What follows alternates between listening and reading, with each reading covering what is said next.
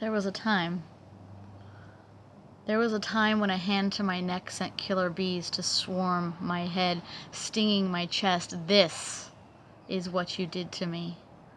That night, it started with a kiss between friends and ended with no again and again and again as you tore through my innocence like a scream in the dark, and in taking my purity, you left a hole that quickly flooded with fear, self-loathing, confusion so strong I returned to your arms because they were the only ones I'd ever known, and I spent years trying to find the soul you stole.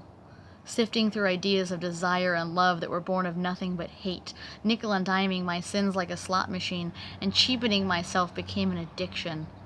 Determined to let myself wither away, bleeding ugly shame like a blasphemous rain, I let myself remain a martyr night after night, screaming in vain prayers of supplication in hopes that one of those nameless strangers would be a savior.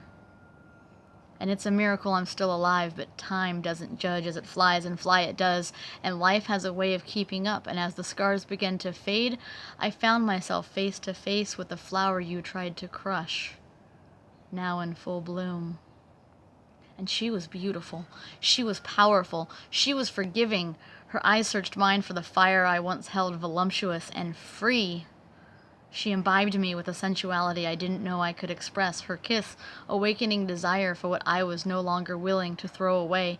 Her touch, a seductive initiation to my sexuality, my divinity, my place in this world as a woman, not to be hidden like some broken whore in the gutter, but worshipped for the gifts I possess. She healed me, fortified me, released me with the faith to love with all the strength in my heart, and what you killed in me no longer defined me, as I took back my body like a long-buried treasure chest.